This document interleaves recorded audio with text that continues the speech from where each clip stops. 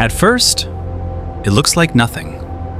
An empty point near the center of the Milky Way, marked on screen while decades of observations begin to stack up. Then the tracks appear. One star curves past.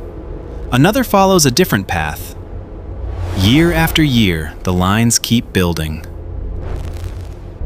Astronomers were not watching random motion. Using infrared observations of stars like S2, they watched the same region for nearly 30 years. And something strange kept happening. Every new orbit bent around the same location. The center itself stayed almost invisible. No bright object sat there. Nothing obvious occupied the spot. Yet the stellar tracks kept converging on a single coordinate. As more observations accumulated, the pattern became harder to dismiss. Then one of the stars completed enough of its journey to return close to where it had been years before. The path closed. The destination did not move. By then, the empty point no longer felt empty. Multiple stars were all pointing toward the same hidden location. Whatever sat there could not be ignored. Something physically present appeared to be controlling the heart of the galaxy. What that object actually was remained unanswered. Now the measurements start tightening the noose. As S2 falls toward the center, its speed does not stay constant. The labels climb higher and higher. The closer it gets to that invisible point, the faster it moves. Then it whips around the center and races away again. That motion is not just revealing where the hidden object is, it is revealing how much mass is packed there. Using S2 orbital measurements, astronomers calculated that roughly 4 million suns worth of mass must be concentrated at the same location.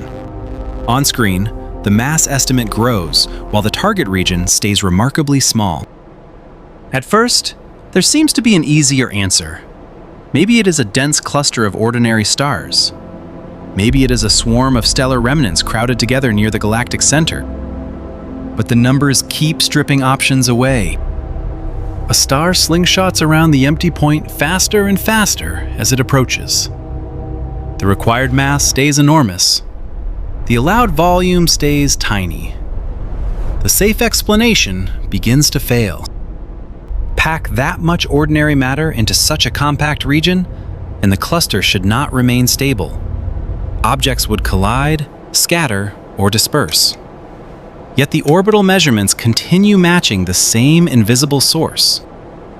One by one, the alternatives collapse. The mystery is no longer whether something is there. The mystery is why almost nothing, except a black hole, seems capable of fitting the evidence. The evidence stops feeling like evidence and starts feeling like certainty. A predicted orbit appears on screen. Years pass. Observations continue. Then, the star arrives almost exactly where the Sagittarius A star orbital model said it would. Again and again, the process repeats. The measurements are no longer just explaining the past. They are forecasting the future. New observations come in, and the stars keep landing on the calculated paths. Lines drawn years earlier match real positions in the sky. That agreement changes the atmosphere completely. The hidden object remains invisible, but its effects behave exactly as expected. Each successful prediction reinforces the same conclusion. The orbital calculations work. The measured motions fit. The model survives every new test.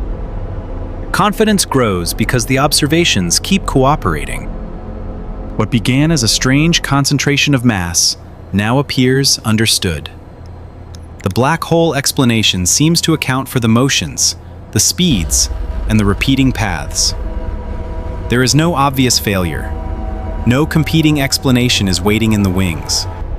The stars prove that something extraordinary sits at the center of the Milky Way, and the predictions keep confirming it year after year.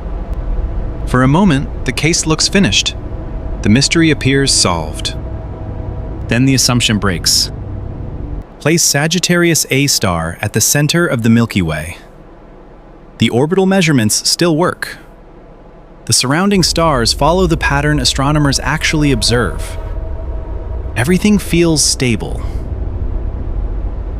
Now replace it with Ton 618.